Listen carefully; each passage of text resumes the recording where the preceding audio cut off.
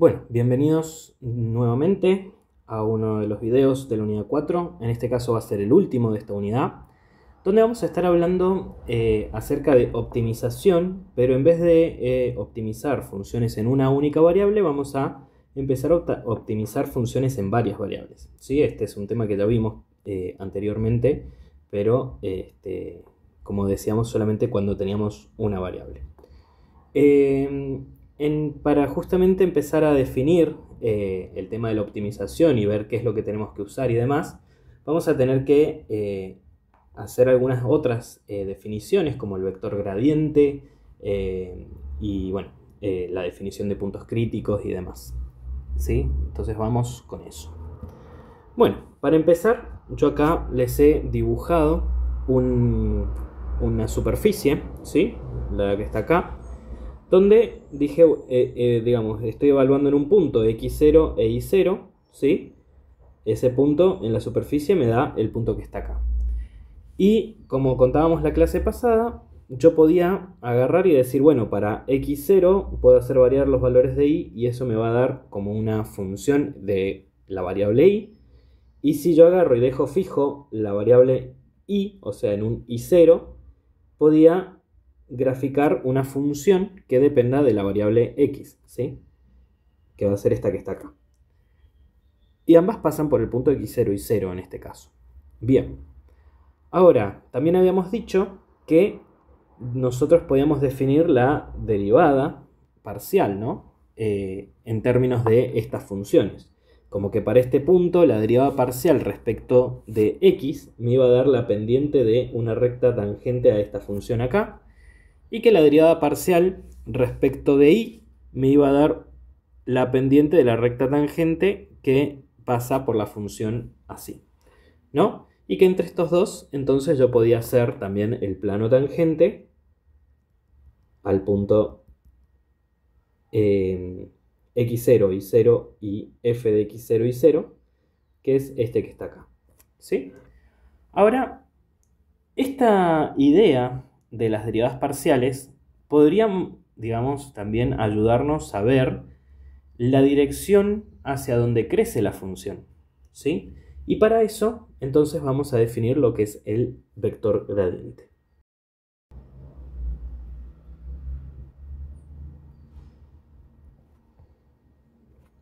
Bien, cuando hablamos entonces del vector gradiente, necesitamos recordar que tenemos, bueno, las dos derivadas parciales, ¿no?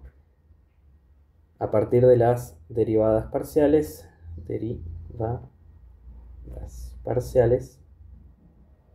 recordemos que si nosotros tenemos una función f de xy, en este caso todo lo vamos a estar aplicando al plano, ¿sí? Nosotros definíamos la función, la derivada parcial de f respecto de x, ¿sí? También la vamos a poder encontrar a veces como, esto lo voy a evaluar en un xy, a veces también lo vamos a poder encontrar como f sub x, ¿sí? De xy. Y la derivada parcial respecto de y como d de f a d de y, evaluado en xy, que también lo vamos a poder encontrar como f sub i de xy. Es como una notación similar al f'. Entonces, como decíamos recién, cada una de estas derivadas parciales mide la pendiente cuando cuando uno avanza en uno de los ejes, ¿sí? O sea, la derivada parcial respecto de x mide la pendiente cuando yo voy avanzando en y la derivada parcial respecto de y, perdón, al revés, ¿no? La derivada parcial respecto de x me va a medir la pendiente cuando yo avanzo en el eje x, mientras que la derivada parcial en y me va a medir la derivada respecto a cuando avanzo en el eje y, ¿sí? Y entonces podemos definir un vector que va a ser el gradiente de f, se va a anotar así, que como es un vector va a ir con una flechita acá arriba, ¿sí? Es el gradiente de la función f y se va a definir, o sea, va a tener, en este caso, como estamos en funciones de dos variables, va a tener dos componentes y van a ser la derivada parcial de f respecto de x, respecto de xy, y la derivada parcial respecto de y xy, evaluado en xy, ¿sí? Entonces, el vector gradiente es un vector que tiene dos componentes y cada una de las componentes es, la primera es la derivada respecto de x, la segunda la derivada respecto de y. Ahora, algo interesante que nos va a pasar cuando hablemos del gradiente es que el gradiente no es un vector y va a apuntar siempre a la dirección de máximo crecimiento.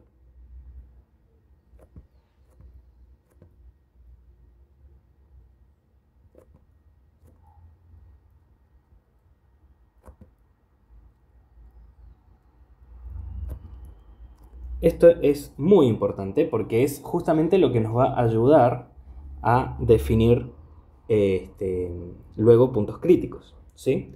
Como el gradiente siempre apunta hacia la dirección de máximo crecimiento, su norma, o sea, su módulo,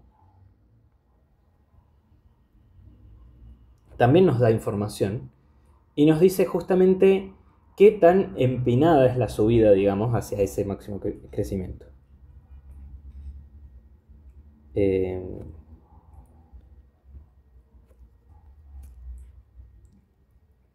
Indica qué tan empinada es la dirección al máximo crecimiento.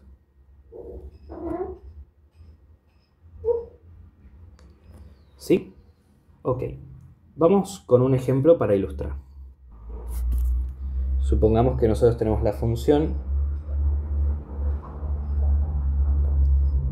f de xy que sea x al cuadrado más y al cuadrado. Vamos a graficarla. Bien, acá tenemos la gráfica de la función x al cuadrado más y al cuadrado, que es lo que llamamos un paraboloide. Acá tenemos los ejes x e y y z, ¿sí? Y vemos que es básicamente como un cuenco, ¿sí? Que se va a ir yendo hacia arriba infinitamente, ¿sí? Es como una parábola, pero como si la hubiera hecho rodar en su propio eje, ¿sí? Entonces, vemos que acá tenemos un mínimo, ¿sí? O sea, en el origen tendríamos un mínimo, y esto va creciendo hacia afuera, ¿sí? O sea, a medida que voy cambiando los valores para x e y, la región de máximo crecimiento sería hacia afuera, ¿no? Del círculo, digamos, donde está definida. Veamos otra cosa. Vamos a graficar entonces lo que son sus curvas de nivel. Recordemos que para hacer eso nosotros vamos cortando la figura por planos z igual a constante, ¿sí? O sea, por ejemplo, podríamos poner z igual a 0, z igual a 1, z igual a 2, z igual a 3 y así, ¿no? Fijémonos que lo que vamos obteniendo son estos cortes. Fijémonos que para z igual a 0 solamente obtengo un punto, para z igual a 1 obtengo este círculo, un círculo que está acá, para z igual a 2 un círculo más grande, para z igual a 3 un círculo más grande, ¿sí? Y a medida que voy aumentando, digamos, el valor de z, voy obteniendo círculos que todos están centrados en el origen, cada vez de mayor radio. Vamos a graficar eso a mano. Entonces, para graficar eso, nosotros hacemos las curvas de nivel, ¿sí? Supongamos que tomo z igual a 1, eso implica que x al cuadrado más y al cuadrado tiene que ser igual a 1, y eso nos da un círculo de radio 1, que va a ser este de acá. Para z igual a 4, por ejemplo, tengo que x al cuadrado más y al cuadrado es igual a 4, o sea que nos da un círculo de radio 2.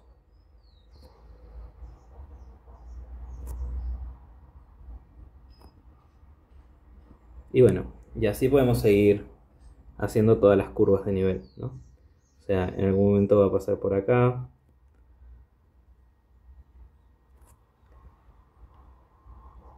por acá adentro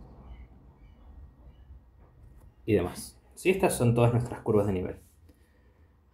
Esto es 1, esto es 2, esto es 2, esto es 1, esto es menos 1, menos 2, menos 1, menos 2. Bien, más o menos esa es la idea de las curvas de nivel de esta superficie. Entonces saquemos el gradiente. Acordémonos que el gradiente es de la función, es la derivada respecto de x y la derivada respecto de y, ¿no? Entonces, ¿cómo sería la derivada respecto de x de esta función? Bueno, tengo que derivar la función f de xy respecto de x. O sea, es la derivada respecto de x de x al cuadrado más y al cuadrado. Y esto nos da, la derivada de una suma es la suma de las derivadas. O sea que me queda la derivada respecto de x al cuadrado más la derivada respecto de x de la función y al cuadrado. La derivada respecto de x al cuadrado nos da 2x. Y la derivada respecto de x de la función y al cuadrado, recordemos que a ojos de x, la y es una constante. Y la derivada de una constante nos da 0. Entonces simplemente nos queda 2x. Algo similar nos queda cuando hacemos la derivada parcial respecto de y. Si es la derivada parcial respecto de y de x al cuadrado más y al cuadrado. Y esto es la suma de las derivadas. Entonces la primera nos da 0 más la segunda ahora sí nos da 2y. Entonces el gradiente, fijémonos que nos da un vector que se construye como 2x, 2y. O sea, es un vector que va variando respecto de la posición donde yo lo voy poniendo, ¿sí? Entonces, fijémonos, si lo evaluamos, por ejemplo, si xy es el punto, por ejemplo, 1, 0, o sea, x igual a 1 igual a 0, entonces el gradiente de f, evaluado en 1, 0, me daría el vector 2, 0. ¿Sí? O sea, 2 por 1, 2 por 0, que es 0. Entonces, si yo anoto este vector que está acá, lo anoto acá arriba, yo me paro en el punto 1, 0, o sea, este es el origen de mi vector, y lo que me dice es que tengo que ir 2 unidades a la derecha y 0 hacia arriba. 1, 2, y me indica para allá. ¿Sí? ¿Qué pasa, por ejemplo, si me pongo en el punto 0, 1? Bueno, obtendríamos algo similar. El gradiente de 0, 1 sería el vector 0, 2. ¿Sí? Porque es 2 por 0, 0, 2 por 1, 2. Y este también lo voy a poner en rojo. Entonces lo ponemos en el punto 0, 1. Y ahora el vector me dice que tengo que ir 0 unidades hacia el lado de x y 2 unidades hacia arriba en y. O sea, me queda este vector de acá. Sí, y si nos fijamos tiene sentido. O sea, este vector me está diciendo hacia dónde es el máximo crecimiento, ¿sí? De hecho, si ustedes recuerdan, la figura era algo así. Yo estoy haciendo acá, me está diciendo que hacia allá es donde está creciendo y cada vez más empinado, ¿sí? O sea, si yo, por ejemplo, o sea, a ver, le calculo el módulo del gradiente de f en 1, 0, sería igual a 2, ¿verdad? O sea, esto tiene módulo 2. Tanto este como este también. Ahora, fijémonos de graficar en una curva de nivel que no sea esa. Por ejemplo, cuando xy vale, no sé, 2, 0. Entonces, el gradiente evaluado en 2, 0 nos da 2 por 2, 4. 2 por 0, 0. Y ahora, este lo voy a graficar en azul. Yo me paro en este punto y me voy 4 unidades hacia la derecha. Me queda muy fuera del gráfico. Pero fijémonos que el módulo del gradiente de f en el punto 2, 0 es ahora 4, es más grande, ¿sí? O sea que lo que estoy diciendo es que ahora estoy apuntando más arriba, ¿sí? En vez de ver acá, estoy viendo acá, y que la subida es mucho más empinada que acá, ¿sí? Porque el módulo es más grande. Básicamente eso. Y quiero que vean algo. ¿Qué pasa? ¿Se acuerdan que dijimos que esta función en el xy, en el 0, 0, tenía un mínimo? ¿Y qué pasa con el gradiente? Bueno, el gradiente en el 0, 0 nos da 2 por 0, 0, 2 por 0, 0. ¿Sí? Nos da nulo. ¿Sí? Entonces, en el origen, acá me da 0. Y a partir de ahí crece cada vez más el módulo, ¿no? Y apunta hacia afuera. Pero acá nos da 0. Eso nos indica que, si nosotros pensamos bien, el plano tangente, ¿cómo sería en ese punto?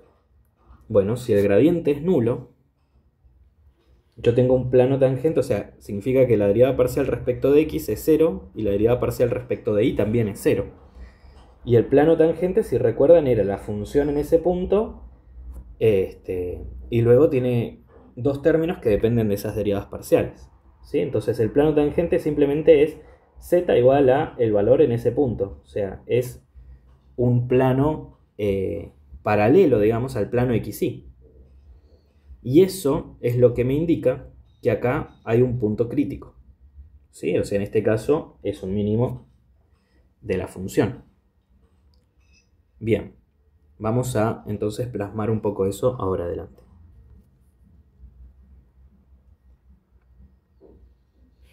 Entonces,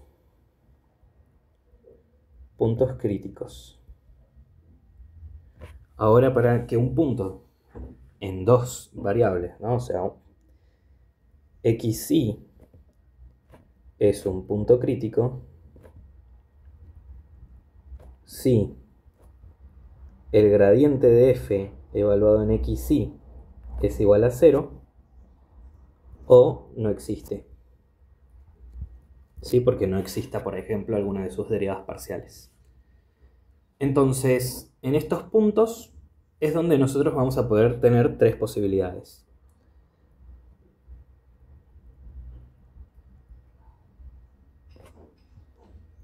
Que f de xy tenga un máximo,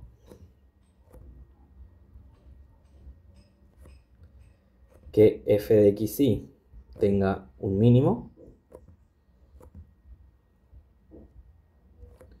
o que f de xy tenga un punto silla.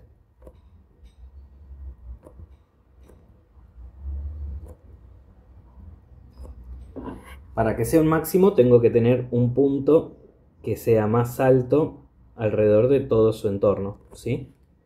Para que sea un mínimo, lo inverso, ¿no? Un punto que sea más chico que todo su entorno. Y para que sea un punto silla podemos tener, por ejemplo, un punto donde, no sé, acá, donde el plano tangente se ponga horizontal, pero que no inmediatamente eso implique un máximo o mínimo, ¿sí? Sino que para algún lado tenga crecimiento y para el otro lado tenga decrecimiento, por ejemplo. Perdón, tenga crecimiento de ambos lados, ¿sí? Veamos esto último con un ejemplo.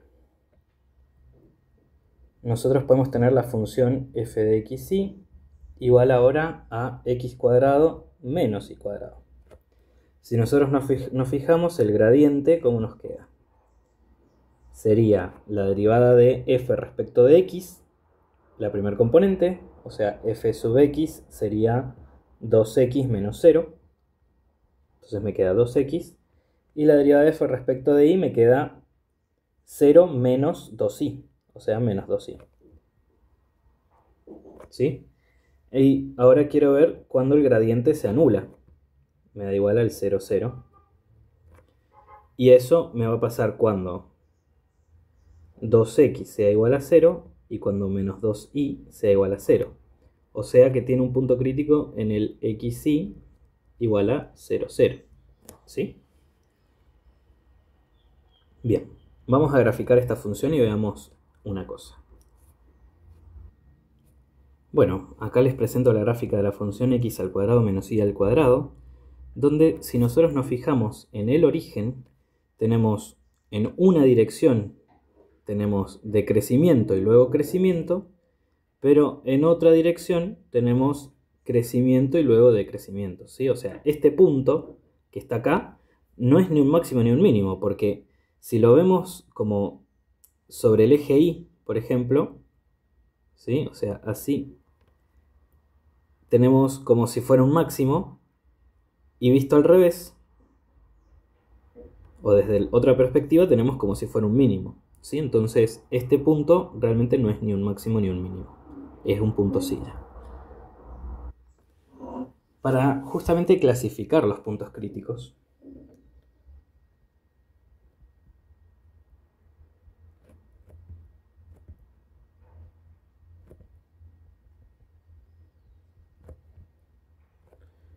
nosotros vamos a usar una matriz, en este caso.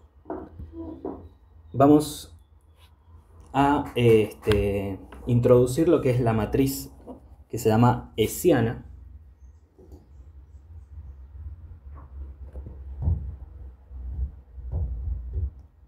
que va a tener que ver con las segundas derivadas de una función,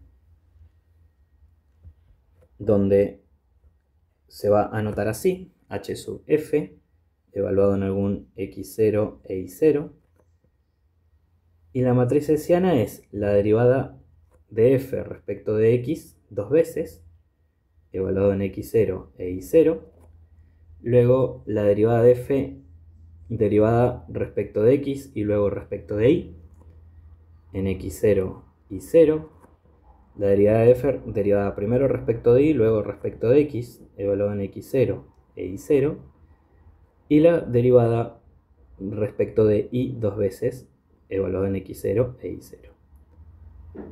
Esto nos va a dar la matriz. Y básicamente se trata en evaluar el determinante de esta matriz. Si nosotros tenemos que el determinante de la matriz hessiana h sub f es mayor a 0 y que además la derivada segunda respecto de x dos veces también es mayor a 0, entonces lo que tenemos va a ser un mínimo local.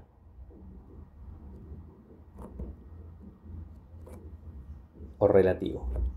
Ahora, si el determinante de la matriz hessiana es mayor a 0, pero la derivada segunda respecto de x es menor a 0, entonces tenemos un máximo local.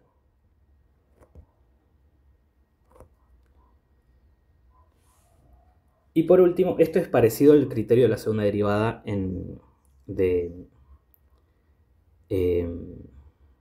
para funciones de una sola variable.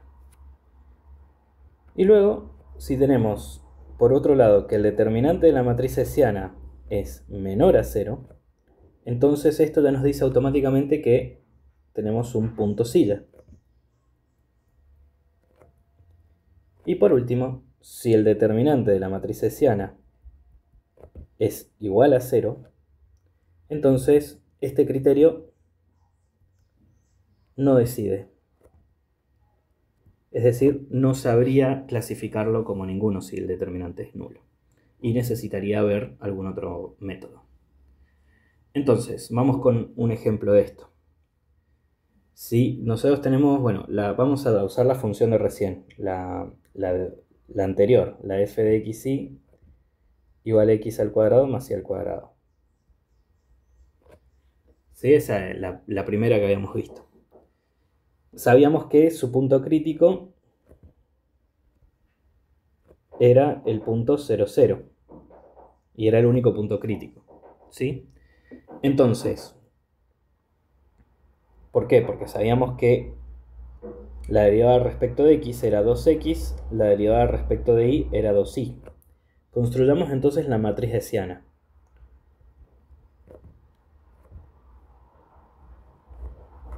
la matriz hessiana la vamos a construir en general y luego la vamos a evaluar en el 0, 0, ¿sí?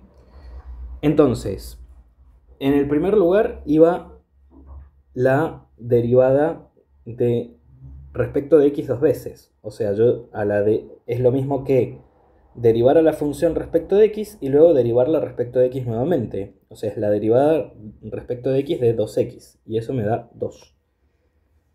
Luego acá tengo que a la derivada respecto de x derivarla respecto de y. Entonces, a la derivada respecto de x la derivo respecto de y me da 0. Luego, a la derivada respecto de y la tengo que derivar respecto de x. O sea, me queda 2y derivado respecto de x me queda 0. Y la derivada, por último, respecto de y dos veces es a la derivada respecto de y la derivo nuevamente respecto de y me queda 2. En este caso me quedaron todas cosas constantes, ¿sí? Entonces, el determinante de esta matriz va a ser, acuérdense, es una matriz 2 por 2, entonces es este por este menos este por este. O sea, 2 por 2 menos 0 por 0. Que esto me da 4. ¿Sí? Fijémonos que acá no importa si lo evaluamos para cualquier valor de x y va a ser lo mismo porque esta función nunca cambia de su comportamiento, ¿sí? Siempre apunta, es como si fuera cóncava hacia arriba. Por eso el determinante este nos da positivo. Es algo muy similar al criterio de la segunda derivada. Eso entonces, como el determinante es mayor a 0 y además la derivada respecto de x dos veces también es 2, que es mayor a 0, entonces según el criterio del hessiano, el punto 0, 0 es un mínimo.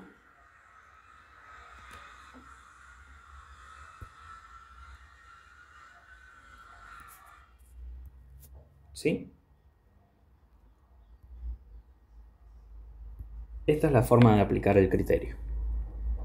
Ok, vamos entonces con lo que nos da el título de esta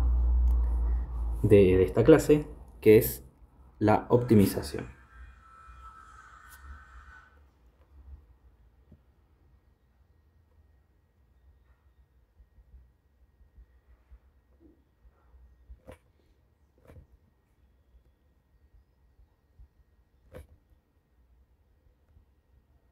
Cuando nosotros hablamos de optimización, recordemos que hablamos de encontrar máximos y mínimos de alguna función.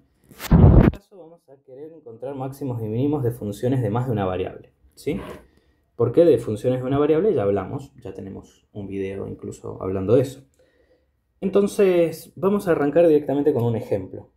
O sea, nosotros recién aprendimos cómo determinar puntos críticos y cómo determinar si esos puntos críticos son máximos, mínimos o puntos SID, ¿sí? Entonces, vamos a tomar una función f de xy igual a, por ejemplo, 100x menos x al cuadrado más 60y menos 2y al cuadrado. Esto supongamos que es, no sé, una función que sea un ingreso estimado a partir de ciertas variables x e y, ¿sí? Entonces nosotros queremos ver cómo maximizar, ¿sí? O sea, queremos maximizar esta expresión. Ok, para eso entonces tenemos que encontrar el punto crítico, ¿sí? Por ende hacemos la derivada respecto de x. Si nos fijamos, esto nos queda 100 menos 2x más 0 menos 0. Y la derivada respecto de y me queda 60 menos 4y, ¿sí? O sea que el gradiente va a ser igual a, va a tener el componente 100 menos 2x, 60 menos 4y. Y esto yo quiero encontrar su punto crítico. Entonces, para hallar punto crítico,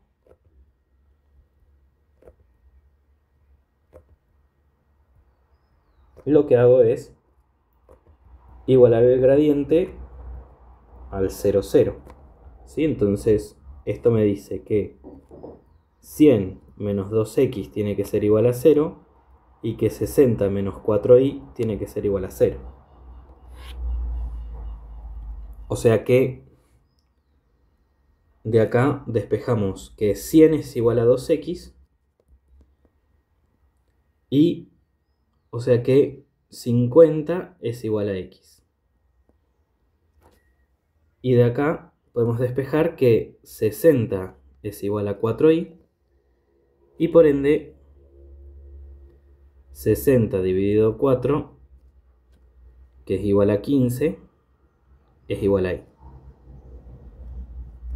Si tenemos los valores del punto crítico, entonces tenemos punto crítico, sería el xy igual a 50, 15. Bueno, entonces determinemos si este punto crítico es verdaderamente un máximo o no, ¿sí?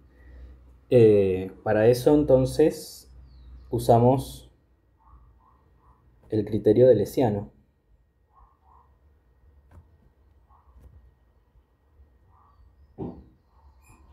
Es decir, construimos la matriz hessiana, que si nos fijamos es, si recuerdan, es la derivada segunda respecto de x, derivada respecto de x y luego respecto de y, derivada respecto de y y luego respecto de x, y la derivada respecto de y dos veces. Esto, si nos fijamos acá arriba, tenemos que derivar esta respecto de x, eso nos da menos 2. Luego la derivada respecto de x la derivo respecto de y, me da 0. La derivada respecto de y la derivo respecto de x, me da 0. Y la derivada respecto de y dos veces me da menos 4. Entonces, si yo calculo el determinante,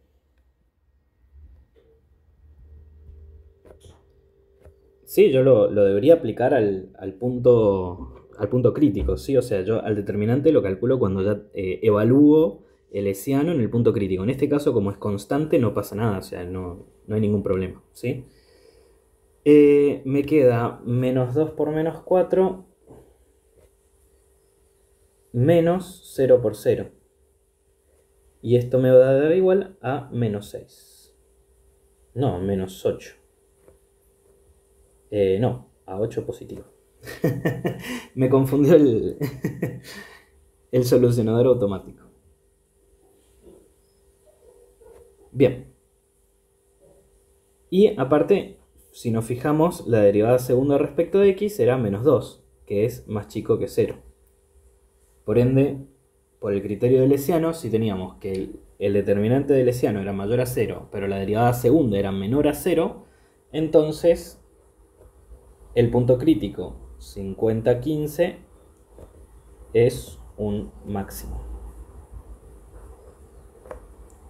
¿Sí? Entonces así resolvimos rápidamente un problema de optimización en donde encontramos maximizar esta expresión.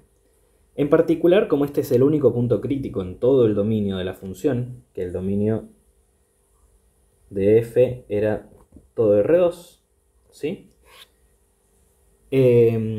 Podemos ya directamente asumir que este va a ser el máximo absoluto, ¿sí?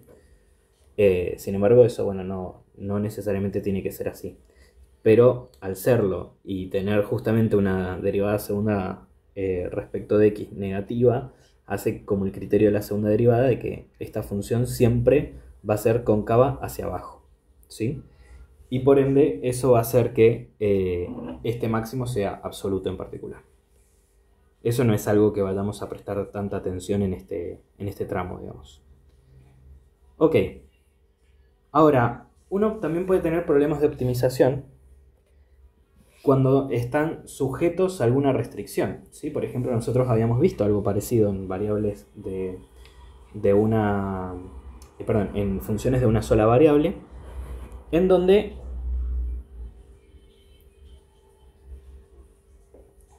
con restricción, perdón, estoy escribiendo bien, donde no solamente, digamos, nosotros decíamos, bueno, maximicemos el área, sino que decíamos, por ejemplo, maximicemos el área de cierta parcela, teniendo en cuenta la restricción de que, por ejemplo, el perímetro que yo puedo usar de cierta cerca, por ejemplo, es de tanto, de 100 metros, por ejemplo, ¿no? Entonces, eso es la optimización de una función cuando está atada a una restricción. Y para nosotros explicarlo en muchas variables, lo que vamos a hacer es usar un método que se llama el método de multiplicadores de Lagrange.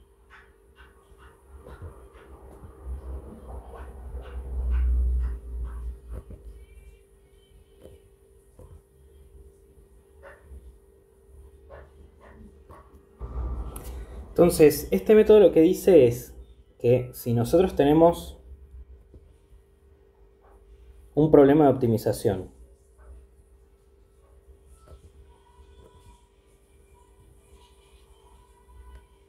para la función f de xy sujeto a la restricción